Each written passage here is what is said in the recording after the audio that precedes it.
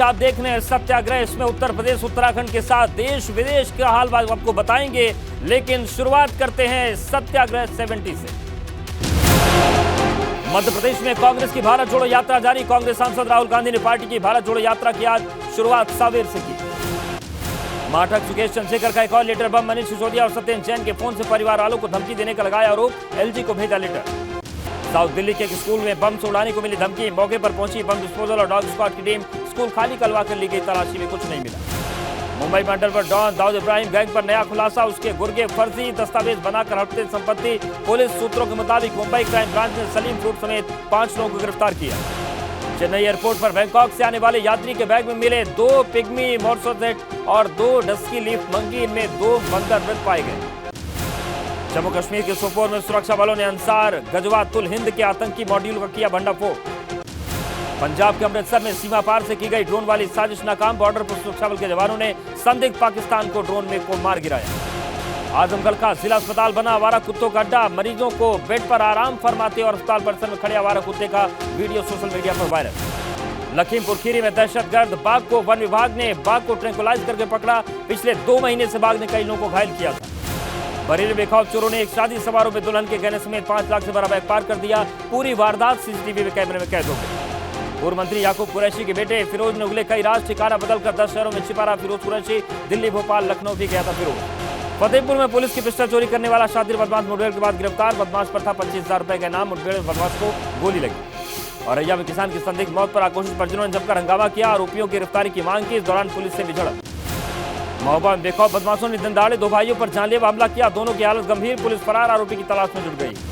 फिरोजाबाद में रिक्शा खड़ी करने को लेकर एक शख्स ने पड़ोसी युवती की हत्या कर दी, पुलिस टीम गठित करके आरोपी की तलाश में जुटी। बरेली में ग्राम प्रधान के चाचा की गोली मारकर हत्या, परिवार में मचा कोहराम, पुलिस ने शव पोस्टमार्टम के लिए भेजा, केस दर्ज कर जांच शुरू की। बस्ती में गर्लफ्रेंड की डिमांड पूरी करने के लिए लोगों को ठगी करने वाला शातिर गिरफ्तार, एटीएम कार्ड बदलकर लोगों को करता ठगी, उनके अकाउंट को साफ करता था।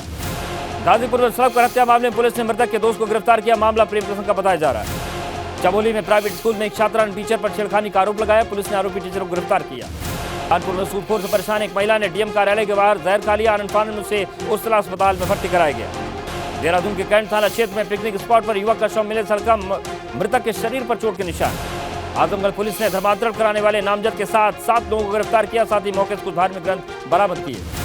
मिर्जापुर में जेल में बंद बाहुबली विजय मिश्रा के बेटे, बहू और समधी के नाम पर जमीन कुर्क हुई, पुलिस ने करीब 10,92,77,000 की जमीन कुर्क की। मथुरा के इंद्रलोक कॉलोनी के एक मकान में शॉर्ट सर्किट से आग के कारण भीषण आग लग गई, जिसमें घर में रखा लाखों का सामान राख हो गया। फतेहपुर में एक चलती कार में सीएनजी लीक होने से अचानक आग लग गई, देखते ही देखते कार आग के गोले में तब्दील हो गई। प्रयागराज से लखनऊ जाने वाली गंगा गोमती एक्सप्रेस ट्रेन अचानक दोस्तों बटी, 1.5 घंटे बाद पूरी ट्रेन को आगे रवाना किया गया। शामली शुगर मिल में अचानक 3 मेगावाट टरबाइन का ज्वाइन फट गया, हादसे में कर्मचारी झुलस गया। ग्रेटर नोएडा में दादरी में 91 पर एक कार बेकाबू होकर पलट गई, हादसे में कार सवार एक शख्स की मौत हो गई, जबकि 3 लोग घायल हो गए। उन्नाव में गंगा नदी में एक स्कॉर्पियो कार बाल बाल पलटने से बची, ग्रामीणों की मदद से कार सवार सभी 5 लोगों को बाहर निकाला गया। लखीमपुर खीरी के नीम गांव के सिनौरा के पास एक स्कूल वैन को ट्रक ने टक्कर मार दी, टक्कर से वैन पलट गई, 4 बच्चे घायल हो गए। उत्तराखंड में विधानसभा सत्र के अनुपूरक बजट पेश किया गया, सरकारी नौकरी में 30% महिला आरक्षण विधेयक पेश किया गया। उत्तराखंड विधानसभा सत्र के पहले दिन प्रदेश में धर्मांतरण कानून को लेकर संशोधन, कानून में सजा को 2 साल से लेकर 7 साल तक निर्धारित किया गया। देहरादून विधानसभा सत्र शुरू होने से पहले कांग्रेस ने कानून व्यवस्था को लेकर धरना प्रदर्शन किया है। कांग्रेस विधायक तिलकराज बेहड़ सदन के बाहर सीढ़ियों पर धरने पर बैठ गए। देहरादून में वाहनों की फिटनेस अनिवार्य करने के विरोध में आज ऑटो और सिटी बसों ने चक्का जाम किया, वहीं इन गाड़ियों के बंद होने से आमजन को दिक्कतों का सामना करना पड़ेगा। उत्तराखंड टैक्सी मैक्सी महासंघ की ओर से मसूरी समेत पूरे प्रदेश में चक्का जाम किया गया, ट्रांसपोर्ट पर लागू कंप्यूटर फिटनेस टेस्ट का विरोध। टिहरी में ऑटो और सिटी बस चालकों ने चक्का जाम किया, टैक्सी और सुमो नहीं चलने से यात्री सड़कों पर परेशान दिखे। हरिद्वार में कमर्शियल वाहनों के चालक ने चक्का जाम किया, ऑटो टैक्सी गाड़ियां न मिलने के कारण हरिद्वार में आने वाले यात्रियों को दिक्कतें। रुड़की के इस्लामनगर जलभराव परेशान लोगों को गुस्सा फूटा, विधायक और नगर आयुक्त का पुतले को जल समाधि दी। हल्द्वानी में मानदेय को लेकर पिछले 5 दिनों सफाई कर्मी हड़ताल पर बैठे, इस दौरान कर्मचारियों ने मेयर और नगर निगम प्रशासन के खिलाफ नारेबाजी की। रुद्रपुर में राज्यपाल ने पंडित राम सुमेर शुक्ला स्मृति समारोह में हिस्सा लिया, इस दौरान कई विभूतियों को सम्मानित किया गया। चंपावत में जिलाधिकारी ने ग्राम पंचायत गढ़कोट के प्राथमिक विद्यालय में रात्रि चौपाल लगाई, लोगों की समस्याएं सुनी। कुमाऊं कमिश्नर दीपक रावत हल्द्वानी में एक रहस्यमयी घर में पहुंचे, घर के लोगों से पूरी जानकारी जुटाई। पिछले कुछ दिनों से घर में विचित्र घटनाएं घट रही। होली में भारतीय सेना ने युद्ध अभ्यास किया, साथ ही डॉग स्क्वाड के साथ भी आतंक विरोधी अभियानों के लिए अभ्यास किया गया। अम्बेडकर नगर में सफाई कर्मचारियों ने अनिश्चितकालीन धरना शुरू कर दिया। सफाई कर्मी गौशाला की ड्यूटी से मुक्त करने की मांग कर रहे हैं। मसूरी में देहरादून मार्ग पर प्रशासन ने अवैध कब्जे को हटाने को निर्देश दिए, जिसके खिलाफ दुकानदारों ने दुकान बंद कर प्रशासन के खिलाफ आक्रोश व्यक्त किया। लखनऊ माध्यमिक शिक्षक संघ और विद्यालय प्रबंधक महासंघ का संयुक्त धरना प्रदर्शन। लखनऊ की इको गार्डन शिक्षकों ने दिया धरना, कहा शिक्षा को पूंजीवाद के हवाले करना चाहती सरकार। अलीगढ़ में बजरंग दल ने अजान के नाम पर लाउड स्पीकर होने वाले ध्वनि प्रदूषण को लेकर कलेक्ट्रेट प्रदर्शन किया। वाराणसी बिजली कर्मियों का कार्य बहिष्कार, प्रदेश कार्य समिति के आह्वान पर सभी कर्मचारी दे रहे धरना। लखनऊ विकास नगर क्षेत्र में बीती रात दुकान में चोरी हुई, दुकान से करीब 80,000 की नकदी चोरी। वाराणसी में बेचू में वाणिज्य संकाय के छात्रों की 2 छात्रों में मारपीट हो गई। सूचना मिलते मौके पर बेचू चीफ डॉक्टर और प्रोक्टोरियल बोर्ड के लोगों ने पहुंचकर छात्रों को समझाया। वाराणसी में गंगा पर चलने वाली करीब 80% नाव अब सीएनजी में कन्वर्ट कर दी गई, बाकी नाव को सीएनजी में कन्वर्ट करने की कवायद जारी। अयोध्या में सिंगर अनुराधा पौडवाल ने राम जन्मभूमि जाकर प्रभु राम के दर्शन किए। उन्होंने कहा जब रामलला मंदिर विराजमान हो जाएंगे तो वो फिर आकर भजन गाएंगे। मुजफ्फरनगर में घर की इकलौती बेटी घोड़ी बग्गी में सवार होकर गुड़चड़ी के लिए निकली और सदियों पुरानी परंपरा को तोड़कर सामाजिक जश्न मनाया। चीन के अलग अलग शहरों में उठी आग, हांगकांग भी पहुंची, लोगों ने जीरो कोविड पॉलिसी का विरोध किया। अमेरिका में दुनिया के सबसे बड़े ज्वालामुखी मौना लोआ में विस्फोट, हवाई द्वीप पर अभी कोई हलचल नहीं। अमेरिका के मैरीलैंड में बिजली लाइनों में जा फंसा एक छोटा विमान, आसपास इलाकों में 90,000 घरों की बिजली कट गई। भारी बारिश के बाद इटली टापू पर लैंडस्लाइड से भारी तबाही, तीसरे दिन भी जारी रहा रेस्क्यू ऑपरेशन। पुर्तगाल ने उरुग्वे को हराकर टॉप 16 में बनाई जगह। ब्रूनो फर्नांडिस ने 2 गोल किए, 2-0 से दिलाई जीत। द कश्मीर फाइल्स पर IFFI ज्यूरी हेड के बयान पर घमासान। इजराइल के राजदूत ने मांगी माफी। फिल्म को वल्गर बताने पर उन्होंने खेर ने चलाया ऐतराज।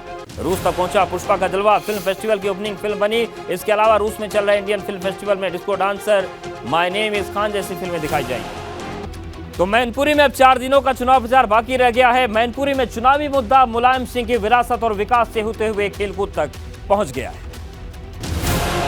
अखिलेश यादव ने मैनपुरी में एक सभा के दौरान मुख्यमंत्री योगी आदित्यनाथ के फुटबॉल वाले बयान पर जवाब देते हुए कहा कि मुख्यमंत्री को न तो फुटबॉल खेलना आता है और न ही क्रिकेट, लेकिन वो शिवपाल यादव को फुटबॉल बता रहे हैं। कैसे कोई मान सकता है कि मुख्यमंत्री फुटबॉल खेल रहे हैं? अरे बताओ आप लोग, क्या मुख्यमंत्री फुटबॉल खेलेंगे? नहीं। और अगर फुटबॉल खेलते तो खेल लो समाजवादियों से फुटबॉल ही। अखिलेश यादव ने आरोप लगाया कि मुख्यमंत्री को फुटबॉल या क्रिकेट नहीं, सिर्फ नफरत फैलाने का खेल आता है। जो मुख्यमंत्री क्रिकेट खेलने के समय पर बैट न पकड़ पाते हो और जब बॉल फेंकी गई हो तो बॉल न दिखाई देती हो।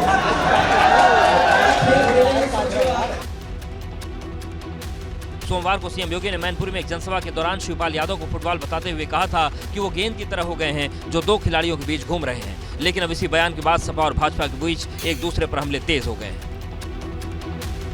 उत्तर प्रदेश में उपचुनाव और निकाय चुनाव के बीच समाजवादी पार्टी और भारतीय जनता पार्टी में ट्विटर वॉर भी शुरू हो गया है। उत्तर प्रदेश के डिप्टी सीएम केशव प्रसाद मौर्य ने परिवारवाद का नाम लेकर सपा पर निशाना साधा और ट्वीट करके लिखा, भविष्य बर्बाद, कमल खिलाएं, परिवारवाद से मुक्ति पाएं, विकास का नवयुग लाएं। तो अखिलेश यादव ने भी वंशवाद के नाम पर भाजपा पर निशाना साधा और ट्वीट कर भारतीय जनता पार्टी या भाजपा से जुड़े कुल 36 नेताओं की तस्वीर ट्वीट की। वंशवाद पर छाती कूटने वाले अंधभक्तों, ये भी देख लो। इस तस्वीर में अखिलेश यादव ने गोरखपुर पूर्व सांसद महंत अवैधनाथ की फोटो के साथ मुख्यमंत्री योगी आदित्यनाथ की फोटो को लगाकर उनको भी वंशवाद से जोड़ दिया है।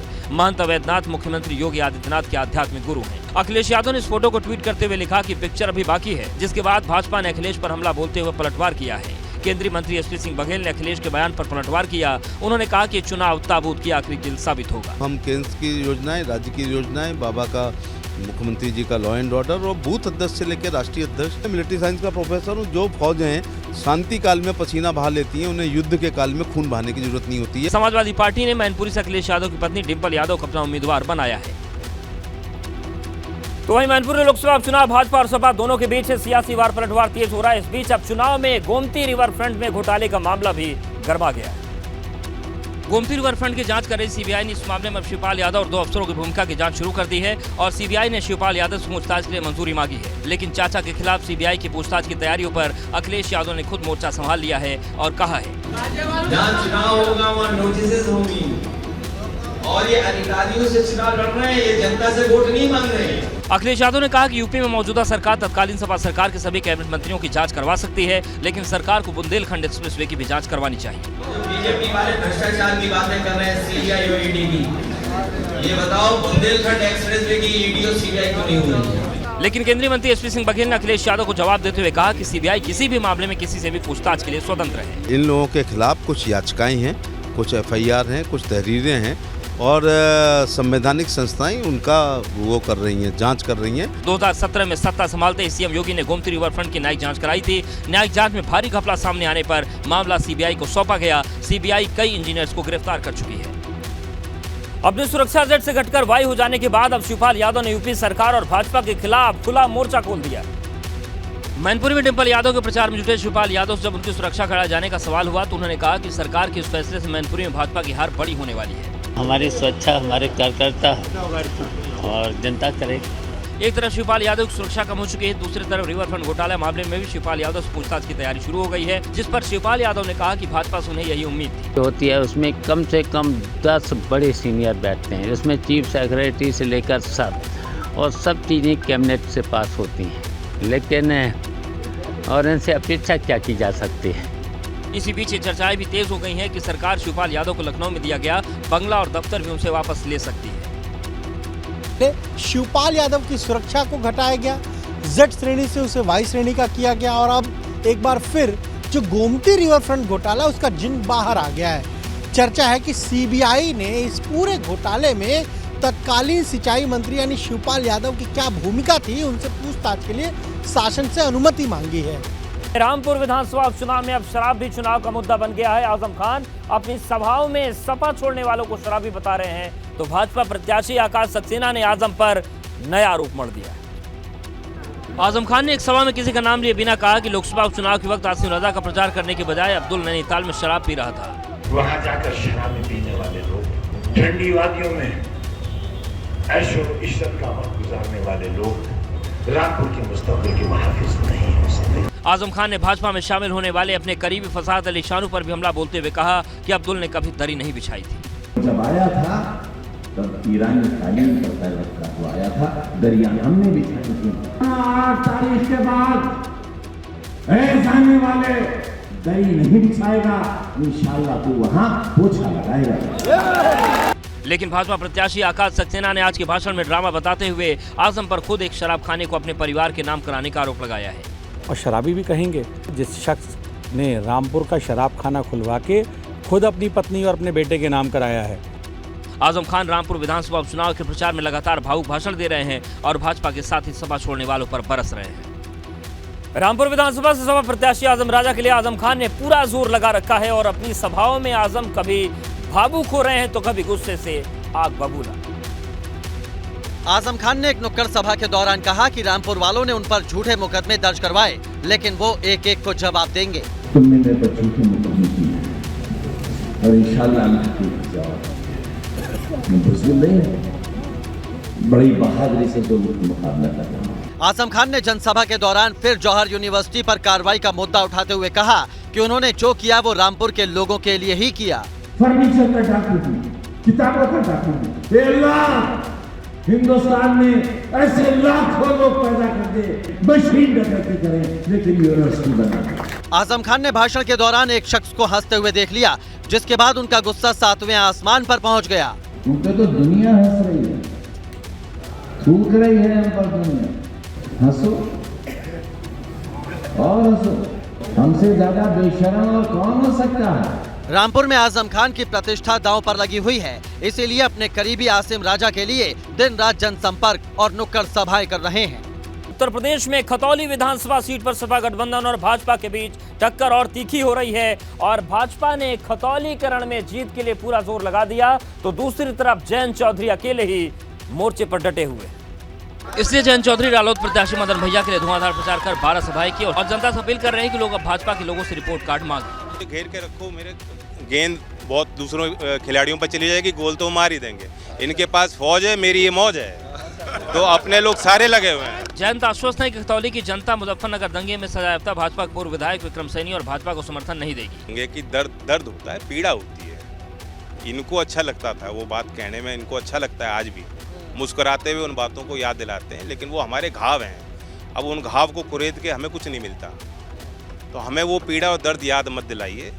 जयंत चौधरी का जवाब देते हुए सरना के पूर्व विधायक संगीत सोम ने विक्रम सैनी का बचाव किया है और रालोद के प्रत्याशी पर हमले किए। खतौली में राष्ट्रीय लोकदल के अध्यक्ष जयंत चौधरी ने 2024 लोकसभा चुनाव को लेकर अभी सियासी बिसात बिछानी शुरू कर दी है और खतौली विधानसभा सीट पर रालोद के लिए 2 दशक से पड़े सूखे को खत्म कर अपने सियासी किले को मजबूत करने के लिए उतरे हैं। मुजफ्फरनगर में अधिकतर गन्ना किसान हैं और प्रदेश सरकार द्वारा अभी तक गन्ना मूल्य घोषित न किए जाने को लेकर भी किसानों में रोष व्याप्त है। जयंत चौधरी ने इस चुनाव इसी चुनावी मुद्दा बनाया है। यूपी की कानून व्यवस्था की यूपी सरकार ने राज्य में बने 3 नए कमिश्नरेट गाजियाबाद, आगरा और प्रयागराज में पुलिस आयुक्तों की नियुक्ति कर दी है और इसके साथ ही नोएडा पुलिस आयुक्त समेत कई आईपीएस अधिकारियों का ट्रांसफर किया है। सोमवार देर रात हुई इस तैनाती में पुलिस महकमे में 16 आईपीएस अफसर इधर सुधर किए गए। यूपी में कमिश्नरी सिस्टम लागू होने के बाद आईपीएस लक्ष्मी सिंह पहली महिला पुलिस कमिश्नर होंगी। आदेश के मुताबिक 2000 बैच के आईपीएस अधिकारी और लखनऊ रेंज के महानिरीक्षक लक्ष्मी सिंह को नोएडा के पुलिस आयुक्त का जिम्मा सौंपा गया। वहीं गृह विभाग के सचिव तरुण गाबा अब लखनऊ में लक्ष्मी सिंह की जगह लेंगे। ये काफ़ी जिम्मेदारियों वाला पद है और जिम्मेदारियों पर जो शासन की अपेक्षाएं हैं, यूपी सरकार की जो नीतियां रही हैं, उस पर खरा उतरना हमारी पहली परीक्षा, अग्नि परीक्षा होगी। तो गौतम बुद्ध नगर के पहले पुलिस आयुक्त आलोक सिंह को अतिरिक्त डीजी के रूप में लखनऊ मुख्यालय स्थानांतरित किया गया है। अशोक मुथा जैन को वाराणसी का पुलिस कमिश्नर बनाया गया तो डॉक्टर प्रीतिंदर सिंह का पुलिस महानिरीक्षक कारागार प्रशासन से तबादला कर आगरा का पुलिस कमिश्नर बनाया गया है। बरेली के आईजी रेंज रमित शर्मा को प्रयागराज पुलिस आयुक्त बनाकर भेजा गया। आईजी रैंक के अफसर अजय मिश्रा को गाजियाबाद का पुलिस कमिश्नर बनाया गया है। इस पे अभी फिलहाल में नाम लिखा हुआ थाना लिंक रोड जनपद गाजियाबाद। अब ये बोर्ड चेंज होगा और इस पर लिखा जाएगा थाना लिंक रोड कमिश्नरेट गाजियाबाद। यानी कि अब जितने भी थाने हैं, जो पुलिस की जो कार्य प्रणाली है, वो सभी चेंज हो जाएगी। वाराणसी में घर में शादी की खुशियां बस 5 सेकंड में मातम में तब्दील हो गई। डांस करते करते एक शख्स की अचानक मौत हो गई। ढोल नगाड़े बज रहे हैं, लोग शादी की मस्ती में खूब डांस कर रहे हैं। महिलाओं के साथ ब्लैक जैकेट में एक शख्स भी नाच रहा है। डांस के दौरान अचानक ये शख्स लड़खड़ा जाता है और पीछे की ओर गिर पड़ता है। गाने बजाने का शोर थम जाता है। परिजन बचाने की कोशिश करते हैं, अस्पताल ले जाया जाता है, लेकिन अनहोनी हो जाती है। दिल का दौरा पड़ने से ये शख्स दम तोड़ देता है। ये मकान है और इस घर के लोग एक शादी समारोह में गए हुए थे, लेकिन दुखद घटना हुई। वाराणसी कबीर चौरा के पिपलानी कटरा इलाके के इस घर में मातम पसर गया है। 3 भाइयों में सबसे छोटे मनोज विश्वकर्मा की मौत ने सबको हिला कर रख दिया है। परिजनों को कुछ भी समझ नहीं आ रहा है क्योंकि 40 साल के मनोज को कोई गंभीर बीमारी नहीं थी। तो चक्कर आया कि क्या हुआ और बस ऐसे पकड़ा और बाहर पीछे गिर गया और गिर गया तो उठाकर पॉपुलर में लेके गए हम लोग। पॉपुलर वाले ने जो है नेगलेक्ट कर दिया कि अब कुछ है नहीं। आमतौर पर आपने शादी में दूल्हे को घोड़ी पर चढ़ते देखा होगा, लेकिन मुजफ्फरनगर में एक दुल्हन घोड़ी चढ़ने की खूबसूरत तस्वीरें सामने आई। बग्गी पर लाल जोड़े बैठी लड़की दुल्हन है धूमधाम से गाजे बाजे के साथ ससुराल की दहलीज पर कदम रखने जा रही है। शादी से दुल्हन बेहद खुश है और वो गानों की धुन पर थिरक भी रही है। परिवार और आसपास के लोग झूम रहे हैं। दुल्हन बनी सिमरन का मानना है कि आज के दौर में लड़का और लड़की में कोई फर्क नहीं। देखो, कभी ऐसा लड़की की तरह नहीं रखा गया, हमेशा लड़के की तरह ही रखा गया है। और ये तो घर वालों की खुशी थी और मेरे दीदी और जीजू का था जिन्होंने ये सब करवाया और सब लोग काफ़ी खुश थे।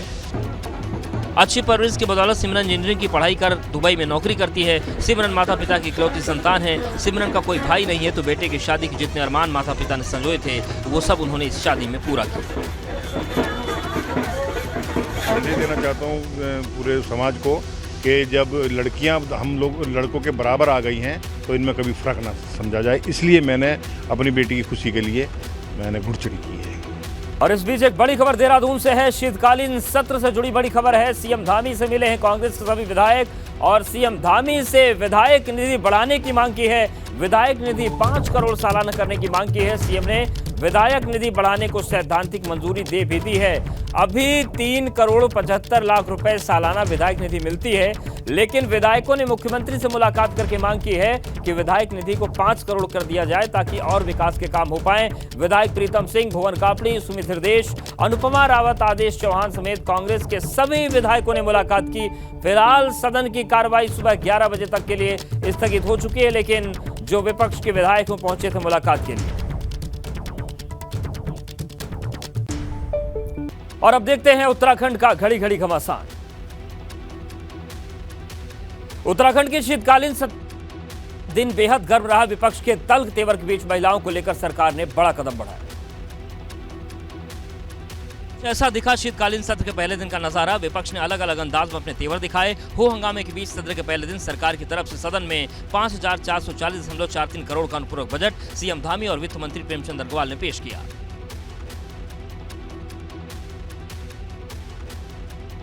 साथ ही महिला आरक्षण भी सदन के पटल पर रखा गया, जिसके जरिए सरकारी नौकरियों में महिलाओं को 30% आरक्षण देने की सरकार की मंशा है।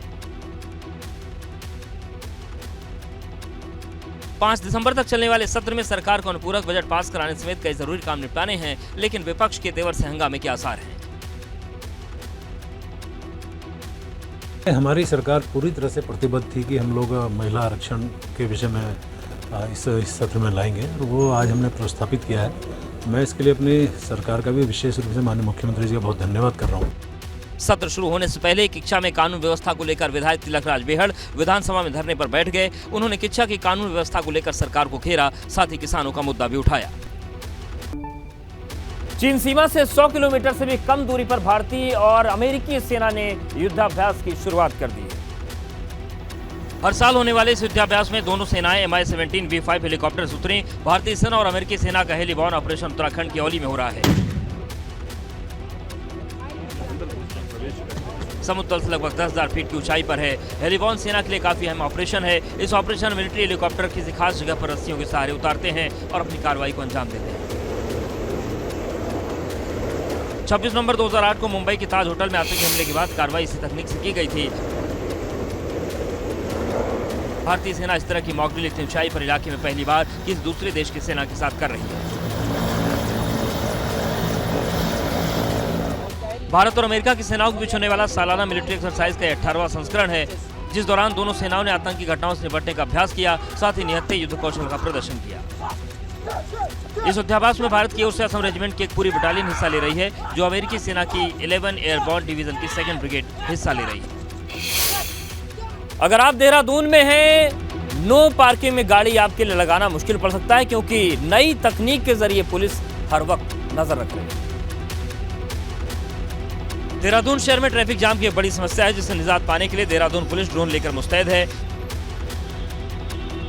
ड्रोन कैमरे गलत पार्किंग में खड़ी गाड़ियों पर नजर गड़ाए हुए हैं। फिलहाल पुलिस इस काम में 2 ड्रोन का इस्तेमाल कर रही है। ड्रोन उड़ाते वक्त कंट्रोलर नो पार्किंग में खड़े वाहनों की फोटो खींचता है और ट्रैफिक पुलिस को भेजता है। नंबर में डिटेल्स निकालने के बाद गाड़ी मालिकों को फोटो अटैच कर चालान भेजा जा रहा है। पिछले 10 दिन में तकरीबन 100 चालान काटे गए हैं। द्वारा जो फोटोज अवेलेबल किए जा रहे हैं उसमें किसी भी तरीके का संदेह नहीं रहता जब आपकी वर्टिकल एंगल से फ़ोटो लिए जाता है जो गाड़ी खड़ी है उस पर। तो इस तरीके से अब लग 100 से भी ज़्यादा चालान हमने किए और अगले महीने में इसको हम बहुत ज़्यादा स्तर तक बढ़ाएंगे। ड्रोन का इस्तेमाल ट्रैफिक के दबाव को देखते हुए किया जा रहा है। साथ ही चौक चौराहों पर तैनात ट्रैफिक पुलिस कर्मियों पर भी नजर रखी जा रही है। आने वाले समय में ड्रोन से आपराधिक गतिविधियों, रैश ड्राइविंग करने वालों और एक जगह पर ज्यादा भीड़ एकत्रित करने वालों पर भी नजर रहेगी। कोई वैसा डाउट नहीं रह जाता कि अच्छा एविडेंस क्रिएट। गुजरात विधानसभा चुनाव में पहले चरण के लिए प्रचार का आज अंतिम दिन है, जहां सीएम योगी आदित्यनाथ ने 3 जनसभाएं की, एक रोड शो किया।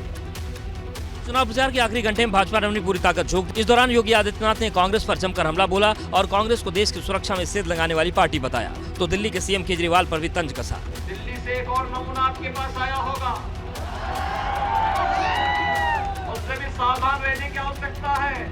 वो झाड़ू के नाम पर सब कुछ झाड़ करके लेकर चला जाएगा। कांग्रेस ने बीमारी जो दी, उस बीमारी का उपचार मोदी जी आज कर रहे हैं।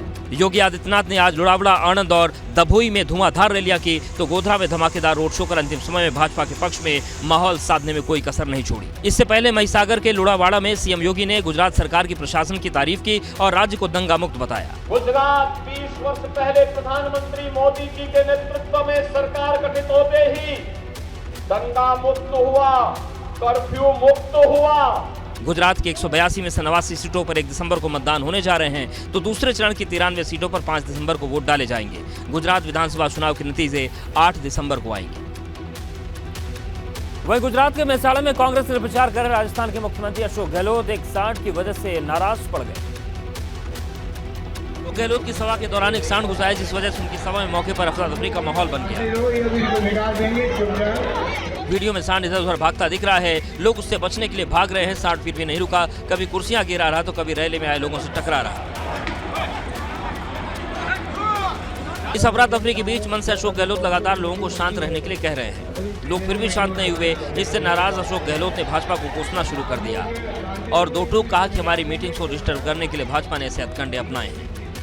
गाया सांड जो है, मैं बचपन से देखता हूँ, जब कभी कांग्रेस की मीटिंग होती है तो बीजेपी वाले इंसानों को गाँव को भेज देते मीटिंग को डिस्टर्ब करने के लिए। गुजरात में विधानसभा चुनाव में भाजपा और कांग्रेस के बीच आम आदमी पार्टी के बीच त्रिकोणीय मुकाबले ने चुनाव को बेहद रोचक बना दिया है, जहां कांग्रेस अपनी खोई हुई जमीन पाने के लिए ताबड़तोड़ प्रचार कर रही है।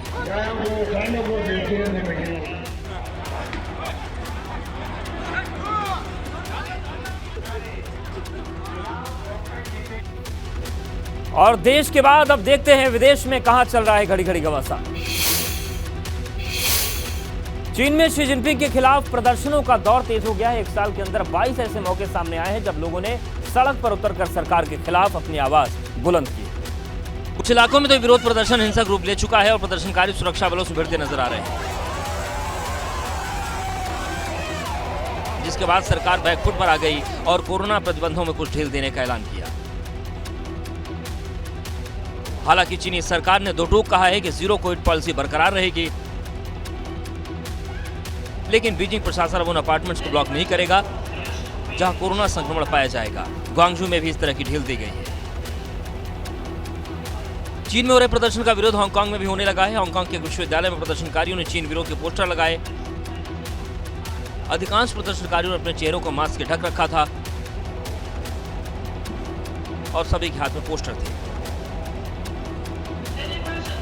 प्रदर्शन की सीमा अब चीन की सीमा लांघकर अमेरिका सहित कई एशियाई और यूरोपीय देश तक पहुंच गई है। लंदन में चीनी एम्बेसी के सामने प्रदर्शनकारियों ने धरना दिया। सभी राष्ट्रपति शी जिनपिंग को गद्दी छोड़ने और कम्युनिस्ट सरकार की सत्ता से हटने के नारे लगा रहे थे।